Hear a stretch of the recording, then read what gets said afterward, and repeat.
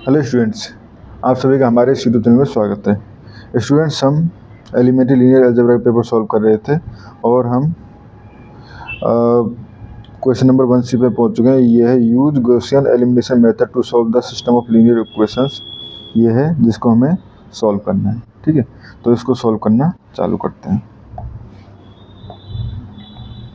System of linear, तो basically Gauss elimination method से solve करना है।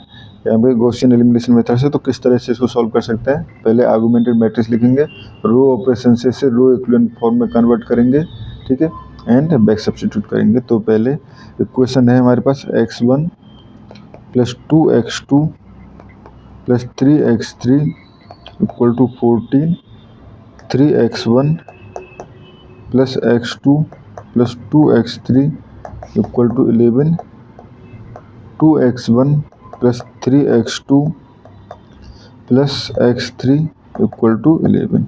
ठीक है, ये है। तो पहले आर्गुमेंटेड मैट्रिक्स,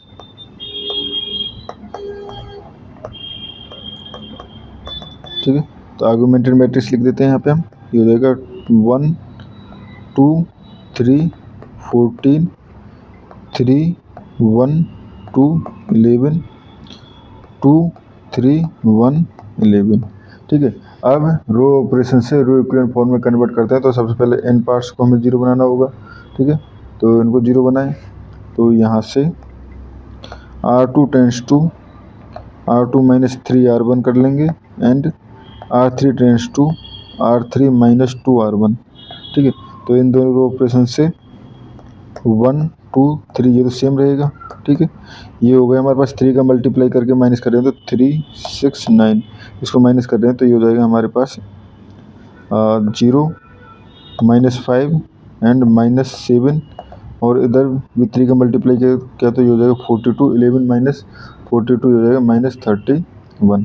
ठीक है, अब 2 से मल्टीप्लाई करके माइनस करेंगे सिमिलरली तो 0, ये हो जाएगा -1 एंड -5 एंड ये हो जाएगा 28 को माइनस करेंगे 11 में से तो ये हो जाएगा हमारे पास -70।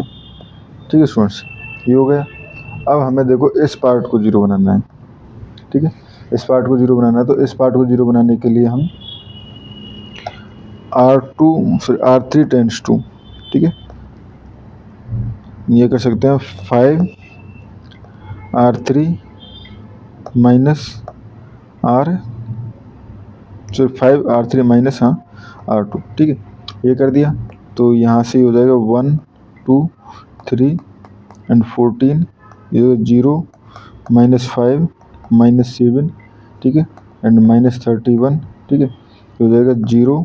अब देखो ये हो जाएगा -5 क्योंकि 5 से मल्टीप्लाई किया, और ये हो जाएगा 25 माइनस का, और ये हो जाएगा माइनस का 85। ठीक है, अब माइनस कर रहे हैं तो 0 25 - 7, तो ये हो जाएगा आपका 21 नहीं 18। ठीक है, माइनस का क्योंकि वो ऐड हो जाएगा तो ये माइनस का 18 एंड ये हो जाएगा -85 एंड 31। तो बेसिकली माइनस कर दें, ये हो जाएगा हमारे पास 4 एंड 5। ठीक है, माइनस का 54। ठीक है, तो यहाँ से by back substitution,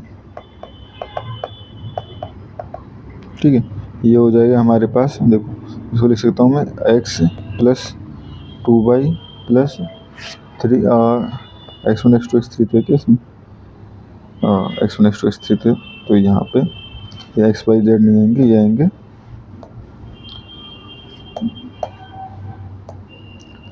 x1 + 2x2 + 3x3 = 14 -5 x2 - 7 x3 = -31 and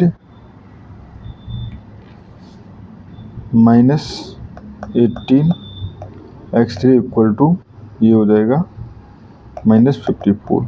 तो यहाँ से x3 = हो जाएगा 3। ठीक है, x3 = 3, x3 की वैल्यू अगर हम यहाँ पुट करें सेकंड इक्वेशन में तो ये हो जाएगा -5 x2 माइनस ये हो जाएगा 21।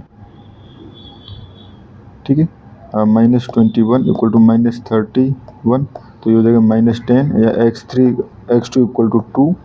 ठीक है, अब ये दोनों वैल्यू यहाँ पे पुट करेंगे तो ये हो जाएगा x1 प्लस ये हो जाएगा 4 प्लस 6। ठीक है, x3 की 3 थी तो 9। ठीक है, 4 प्लस 9 इक्वल टू 13। ठीक है, तो यानी x1 इक्वल टू 1। ठीक है स्टूडेंट्स, और ये इसका आंसर हो गया।